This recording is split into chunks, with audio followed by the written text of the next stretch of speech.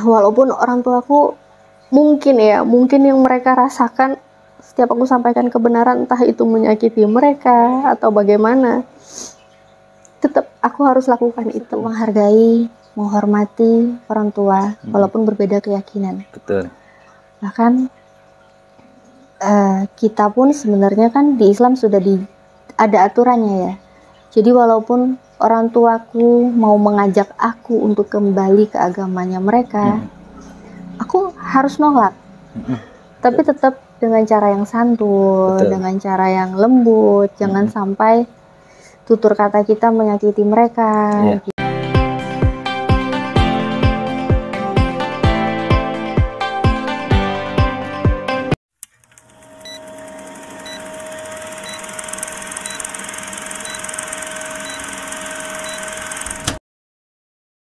Itu kaget ya, tapi tetap alhamdulillah orang tuaku itu orang tua yang santun ya. Alhamdulillah mereka nggak kasar gitu. Jadi mama cuma nanya, kamu yakin? Nggak panik lah ya. Iya, walaupun dalam hatinya gusar ya pasti ya, orang tua kan. Kaget pasti. Jadi mama cuma bilang, kamu yakin? Iya ma, aku yakin. Ya udah ya gimana kalau itu udah keputusan kamu. Mama langsung bilang gitu, dan aku tuh langsung dalam hati, alhamdulillah plong. Momen ini yang aku tunggu, pengen semua tahu gitu. Merasa tenang ya. Iya tenang. Nah terus ada satu lagi nih, karena papa kan belum tahu. Betul. Jadi langsung setelah mama sama kakak dari kamarku, mereka ngobrol sama papa, entah ngobrolin apa. Kemudian aku dipanggil, kayak di sidang gitulah jadinya. Terus papaku nanya, dia coba kamu bilang ke papa, betulkah kamu udah gak Kristen lagi? Iya pak, bener. Kenapa kamu ninggalin Yesus? Aku jawab, aku gak ninggalin Yesus pak, justru karena aku ngikut Yesus makanya aku masuk ke Islam. Itu papa langsung kaget, langsung shock gitu ya. Papa bilang, ampun Tuhan, ajaran macam apa lagi nih, katanya papa gitu kan. Papa karena biasa pindah-pindah logatnya rada aneh gitu ya. Campur aduk kan? Iya, terus karena papa nanya ajaran macam apa kan, aku jawab pun santai, alhamdulillah gitu. Aku jawab, ya memang ajarannya Yesus pak, Yesus yang ngajarin, kan Yesus bilang sembahlah Allah. Tuhan Allah kita, Tuhan itu Esa. Satu-satunya. Iya, jadi papa langsung cuma udah nunduk aja gitu kan. Nunduk sedih, dan mereka bertiga ya, jadi papa, mama, dan kakakku, mereka nangis semua. Dan saat itu entah kenapa, biasanya aku ngelihat orang tua aku nangis, aku pasti ikut nangis. Ya. Tapi saat itu Allah buat aku tuh kayak tegar banget. Saat mereka nangis, aku nggak nangis, aku cuma santai. Dan aku punya hati yang plong. Alhamdulillah orang tua aku tahu. Nggak ada yang bisa aku tutupin lagi kan. Alhamdulillah seneng. Terus kakakku nanya, kan kakakku tahu aku sempat ketemu sama pendeta. Aku tanya tentang ayat-ayat di Bible. Dia nanya, kamu kemarin ketemu sama pendeta yang itu ya, itu gimana? Udah ketemu, aku bilang gitu. Terus apa katanya? Ya dia bilang, kalau mau kitab suci yang benar, 100% benar, nggak ada salahnya ya Al-Quran, kitab suci umat Islam. Pernah nggak sih dicoba diajak, ini loh jawabannya nih. Terus pendetanya dibawa ke rumah. Enggak pernah. Nah, jadi dia nggak percaya kan? Dia nggak percaya, dia panik lah ya. Nggak mungkin kayak gitu. Kamu udah tanya ke pendeta yang lainnya? Apa sih yang kamu tanyain? Kamu udah tanya belum ke yang lain? Mana coba aku lihat ayatnya. Jadi dia nanya tuh beruntun, belum aku jawab tuh udah ditanya, terus nggak ngerem. Terus ya aku bilang, udah nggak perlu lagi. Aku udah nggak perlu nanya-nanya lagi ke pendeta mana-mana lagi, udah nggak perlu. Jawabannya udah jelas. Ternyata memang Bible-nya kayak gitu, kitab suci kayak gitu. Dan memang benar, yang benar itu Al-Quran, 100% benar, nggak ada salahnya. Terus dia masih nggak terima. Dia bilang, kakakku ini ya, dia bilang, Ya udah, mana sih yang kamu tanyain? Aku lihat dong, katanya gitu. Aku pengen tahu apa aja yang kamu tanyain yang bikin kamu bisa masuk Islam. Nah, jadi aku bilang, ya udah nanti aku catat dulu, aku rapihin. Karena sebelumnya kan aku catatnya asal-asalan ya, maksudnya kan buat diri sendiri ya, asal bisa kebaca kan gitu.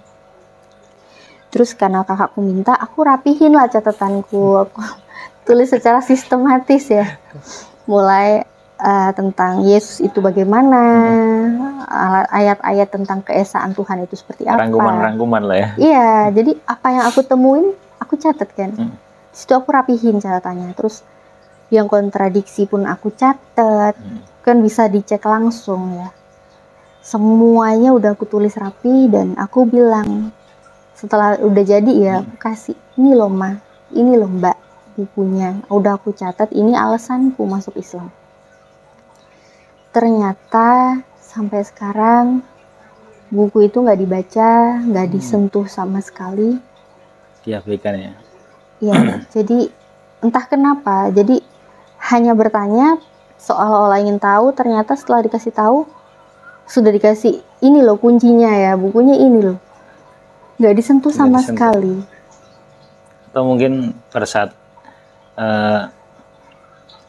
pergi, kemudian coba tengok-tengok.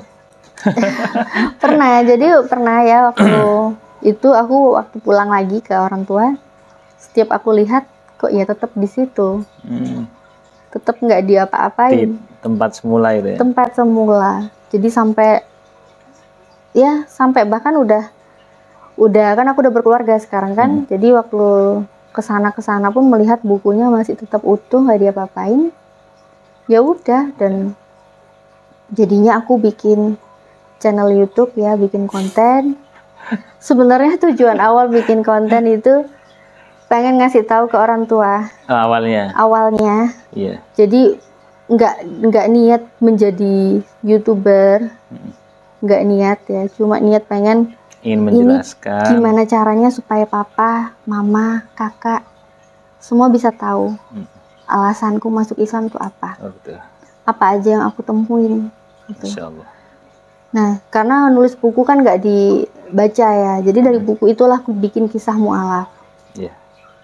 Tapi udah aku share juga ya ke papa, ke mama gitu kan. Dan memang ya itulah, hidayah itu datang dari Allah ya. Betul. Kita hanya bisa berusaha dan nggak nyangka-nyangka juga Allah malah menjadikan itu sebagai jalan orang-orang lain untuk dapat hidayah. Jadi ada orang-orang lain dan alhamdulillah ya bukan karena aku ya, maksudnya tetap karena hidayah dari Allah. Sebagai wasilah. Tapi banyak yang karena setelah menonton channel video kisah mu'alafku, nah itu mereka ada yang ikut mencari kebenaran dan Allah tunjukkan kebenaran sehingga orang-orang lain itu yang mu'alaf, padahal pengennya orang tua yang mu'alaf gitu. Masya Allah, Masya Allah. Ya itulah hidayahnya milik Allah, hanya bisa berusaha. Semoga orang tua bisa menjadi orang-orang yang digolongkan mendapat hidayah. Amin, amin ya Allah. Amin ya Rabbal Alamin. Jadi sekarang hubungan Ukti dengan orang tua tetap baik kan? Tetap baik, alhamdulillah. Gimana sih pandangan Ukti Khadijah setelah masuk Islam, pandangan seorang anak kepada orang tua? Nah, adabnya ini ada sesuatu yang sangat prinsip dan sangat penting juga, karena aku dan orang tua ya, jadi disitulah ya, walaupun berat memang ya, maksudnya untuk menolak orang tua kan secara nggak langsung hati mereka tersakiti ya, walaupun kita udah berusaha dengan kata-kata yang baik gitu kan, pasti mereka kan ada rasa sedih lah ya pasti ya, karena keinginan mereka nggak bisa kita turuti. Tapi ya itulah Islam seperti itu. Jadi dimana kita harus mengutamakan ridhonya Allah. Betul. Dimana semua ada batasannya. Kita nggak bisa mencampur adukan ini loh aku udah di Islam, saat ke orang tua aku ikut mereka nggak bisa gitu. Iya. Pernah dulu mama aku itu pernah sampai sedih ngomong ke aku. Beliau bilang, Li, mama itu kangen loh. Mama tuh sedih ke gereja, biasanya kamu di sebelah mama. Via telepon? Langsung ngomong. Oh, langsung ngomong. Langsung ngomong. Biasanya ke gereja kamu itu di sebelah mama. Tapi sekarang mama udah kehilangan itu. Kamu udah gak di gereja lagi. Tolong dong kamu ke gereja lagi. Untuk yang terakhir kalinya. Terus jadi saat itu Masya Allah, aku hanya bisa menolak dengan kata-kata yang sudah ada aturannya gitu loh. Kalau dalam hati geram, pengen marah, pengen, tapi itu nggak bisa karena itu orang tua. iya. Jadi di situ aku hanya bilang, maaf nggak bisa. Dan mama saya kan seorang murtadin ya. Iya. Mama saya seorang murtadin, jadi aku pun menganalogikan ke dia juga. Aku bilang gini, Mama kan dulu Islam. Mama juga nggak bakal mau kan kalau aku bilang ke Mama, sholat lagi dong, sekali aja untuk yang terakhir kalinya. Nggak mungkin, agama tuh nggak bisa buat dipaksain. Semua udah ada aturannya. Dan di Islam aturannya jelas, aku nggak mungkin balik lagi ke tempat ibadahku yang lama. Itu haram, nggak bisa, Jadi tolong Mama hargain keyakinan aku pun menghargai keyakinan Mama. Silakan kita jalani apa yang kita yakini. Nah jadi di situ Mama ya sedih, Mama ya nangis, dan tapi di situ aku nggak mungkin nangis di depan Mama aku, karena aku juga nggak mau membuat orang tua aku tambah sedih gitu ya. Jadi aku hanya berusaha menjelaskan seperti itu, dan akhirnya Mama pun ya udah, Mama diem, dan ya udahlah kalau memang itu jalanmu, ya udah, Mama juga nggak bisa maksa, dan Mama gitu. Ini jadi sedih kalau bahas orang tua, bener-bener sedih banget. Ya karena aku sering bayangin gini, Chan, kita di Islam itu semua gambaran dijelaskan. Akhirat yang belum kita lihat semua sudah dijelaskan, digambarkan seperti apa. Walaupun kita belum pernah melihat neraka itu bagaimana, kita belum pernah melihat surga itu bagaimana, tapi semua petunjuk sudah dikasih gitu. Betul. Siapa yang tidak beriman kepada Allah dan Rasul utusannya itu akan masuk kekal di neraka selamanya. Di situ aku sering sedih, kadang sedih keinget orang tua. Sayang banget sama mereka kan, sayang banget. Jadi bayangin gimana aku bisa tenang, aku udah ketemu hidayah di dalam Islam, ketemu kebenaran di dalam Islam. Sedangkan ancaman untuk orang tuaku itu udah dijelasin. Siapa sih yang bisa tenang saat kita mendapat nikmat surga, kemudian kita melihat orang yang kita cintai di neraka, kita kan pasti sedih ya. Nah disitulah terus saya pun berusaha gimana caranya semoga Allah bisa kasih hidayah buat kedua orang tua. Amin. Saya hanya bisa menjalani, hanya bisa melakukan apa yang bisa aku lakuin, semuanya serahin ke Allah, gitu aja. Semoga Allah ridhoi aja apa yang aku lakukan. Dan kalaupun hal terburuk orang tua memang tidak diberikan hidayah, seenggaknya ada yang menjadi saksi selama aku hidup, apa yang sudah aku lakukan, aku sudah berusaha. Aku sudah berusaha untuk benar-benar pengen bersama-sama dengan orang yang aku sayang, untuk bisa hidup di dalam Islam. Karena jangan sampai kita itu udah tahu kebenaran, tapi kita hanya simpan. Kita hanya simpan sendiri, itu egois namanya. Jadi apapun itu, walaupun kebenaran membuat mereka tersakiti atau apa, aku tetap nggak akan berhenti. tetap nggak akan berhenti, aku akan terus berjuang bagaimana caranya, apa yang sudah aku dapatkan, aku pun harus bisa berbagi kepada orang-orang yang aku sayang.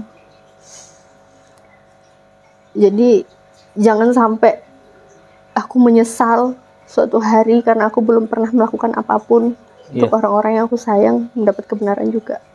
Jadi gitu, Canu. Masya Allah, Masya Allah.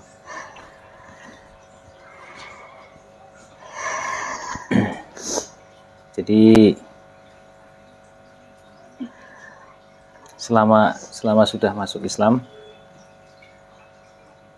ada nggak sih perasaan apa namanya setelah bersyahadat, terus jalannya waktu, kan ada tuntutan kewajiban, larangan, bahkan termasuk adab seorang anak kepada kedua orang tua. Ada nggak sih apa saat ada terbenak sedikit atau gimana tentang apa menyesal atau gimana masuk Islam itu menyesal, terlintas enggak sih pernah? Enggak pernah menyesal, walaupun dituduh-tuduh ya banyak yang menuduh saya menyesal. Berarti memang betul-betul udah yakin. Tapi mantap. Ya saya nggak menyesal. Kalau kesedihan semasa selama ini orang tua masih belum berislam tetap mengiringi, walaupun aku senang aku udah di Islam, tetap aku dalam kesedihan juga karena kami dengan orang tua berbeda, dimana ada hari-hari yang hari keagamaan mereka lah ya, mereka bisa merayakan Natal, sedangkan di Islam akidahnya sudah jelas ya. Jadi saya pun juga harus membatasi diri saya gitu. Nah, jadi saya nggak menyesal walaupun saya udah nggak bisa ikut lagi kegiatan-kegiatan mereka untuk merayakan Natal bersama-sama. Saya harus menjauhi rumah orang-orang yang merayakan Natal saat hari mereka merayakan. Jadi di situ alhamdulillah Allah lebih menguatkan hati saya untuk menghindari hal-hal seperti itu gitu. Jadi nggak nyesel untuk menjalaninya, nggak nyesel. Jadi Ukti terus mendoakan untuk kedua orang tua supaya Allah memberi atau menurunkan hidayah ya. Iya, terus mendoakan. Masya Allah. Semoga Allah mendengar dan kalau memang semua takdir Allah, kita sebagai manusia sudah pernah menyampaikan itu dan kita bisa insya Allah tenang, ikhlas. Benar. Atas ketetapan Allah Subhanahu Wa Taala. Nah terus setelah masuk Islam itu, sepanjang masuk Islam apa sih ujian terberat menurut Ukti? Ya, sebenarnya ujian terberat itu saya nggak merasa menganggap ujian-ujian itu lebih berat dari apa yang saya mampu. Maksudnya apa yang Allah mampukan buat saya gitu. Jadi setiap ada ujian, saya merasa ini Allah sayang sama aku. Iya. Saat keluarga kecewa, hal-hal yang harus gak bisa bersama ya, itu kan paling berat karena berbeda ya sama kedua orang tua. Orang tua kan bisa dikatakan orang yang paling dicintai juga ya. Iya betul. Paling dicintai karena gimana dari kecil kita mulai mencintai orang, pertama ya pasti orang tua kita, kedua orang tua kita. Di situ ya ujian berat banget, ujian yang berat banget, tapi tetap alhamdulillah di situ semakin mengingatkan saya kalau apa yang kita miliki, orang tua, keluarga, teman-teman, itu semua hanya titipan, hanya sementara. Yang kekal itu adalah gimana kita nanti di akhirat. Iya. Nah jadi di situ terus ingat tujuan kita apa, mencari ridhonya Allah. Setiap ada ujian, seberat apapun, mengadunya ke Allah. Saat orang tua atau siapapun yang membuat merasa kita itu, ini kok aku diuji dengan keadaan seperti ini gitu ya, membuat aku semakin sadar, ya memang itulah dunia, itulah sementara. Apa-apa serahkan ke Allah. Nah di situ jadinya merasanya tuh tenang gitu. Iya gitu. Nggak ada yang sampai memberatkan banget, jadinya enggak gitu. Karena lebih merasa tenang, apa-apa ngadunya ke Allah. Terus pada saat bersyahadat ada nggak yang nuntun Ukti untuk belajar Islam yang bimbing gitu. Iya, jadi aku setelah bersyahadat dan teman-teman pada tahu ya, karena pakai kerudung itu kan, teman-teman tahu aku mualaf. Dan alhamdulillah lingkunganku itu orang-orang Islamnya itu teman-teman Islam yang taat juga sih. Masya Jadi Allah. mereka bukan orang yang meninggalkan sholat. Masya Allah.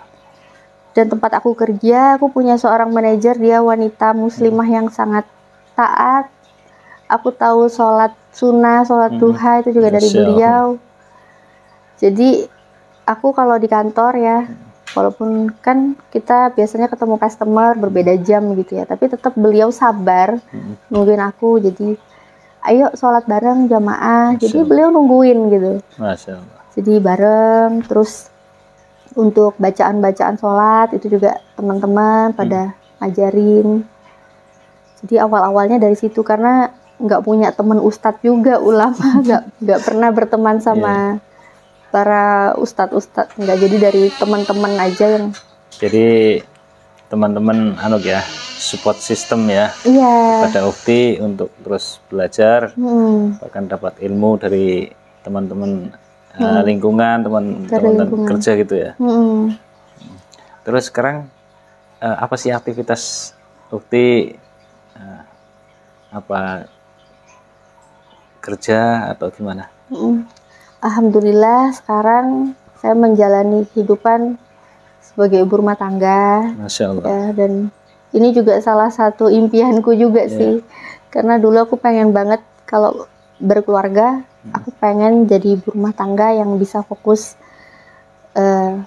menemani suami dan mengurus Masya anak. Allah. Jadi Allah baik banget, alhamdulillah. Jadi nggak cuma sekedar apa yang aku inginkan, tapi itulah yang aku butuhkan, ternyata sesuai dengan yang aku inginkan. Allah kasih itu, aku diberikan suami yang bisa membimbing aku juga untuk bisa semakin dekat kepada Allah. Jadi keseharian saya sama suami ya, kita saling melengkapi ya, karena menikah itu kan melengkapi ya, melengkapi ya kan. Iya. Jadi seneng gitu, kami berdua ini alhamdulillah Allah tunjukkan ini loh pasangan yang bener-bener sesuai gitu. Kan aku pengen banget dapet orang yang bisa membawa aku semakin mencintai Allah, semakin ya, walaupun aku keilmuanku masih minim banget ya, tapi paling enggak keseharian aku bisa melakukan hal-hal yang membuat aku selalu mengingat Allah. Insya Allah seperti itu. Itu aja kegiatanku sih sehari-hari ini. Masya Allah. Udah nggak mikirin apa duniawi. Kalau dulu kan masih belum menikah, apalagi ya dulu kan masih kerja, belum ada yang terlalu membimbing ilmu agama seperti apa gitu ya. Jadi dulu merasa duit itu nomor satu, segalanya. Jadi dulu merasa duit itu harus dikejar. Tapi setelah menikah, alhamdulillah suami pun membimbing. Banyak hal-hal yang merubah aku gitu loh. Hal-hal yang merubah aku tentang apa yang ada di dalam Islam. Jadi aku diajarin kita nggak perlu takut tentang rezeki. Rezeki itu pun luas, nggak cuma materi gitu, tapi keluarga, anak yang soleha, kesehatan. Masya Allah. Jadi di situ aku pun iya juga sih. Dan Allah juga nggak mungkin mengambil nyawa kita tuh kalau rezeki itu belum sepenuhnya dititipkan ke kita kan. Nah di situ jadinya pandanganku tuh yang paling merubah banget dulu dan sekarang dari segi duniawi ya, berubah banget. Aku udah nggak mikirin hal-hal kayak begitu. Mungkin kalau dulu aku bisa bangga kalau aku punya duit yang banyak. Mungkin dulu aku bisa bangga dengan HP yang mahal, tas yang mahal gitu, baju merek. Sekarang udah enggak mikirin ke situ. Sekarang pikiranku gimana caranya supaya diridoin Allah. Betul. Aku udah ngelakuin apa yang menjadi bekalku di akhirat. Iya, justru kalau kayak barang-barang aku juga takut ini hisapnya gimana. Jadi berbeda sekali gitu. Apa yang cara pandangku dulu sama sekarang berbeda banget udah. Kayak gitu. Masya Allah.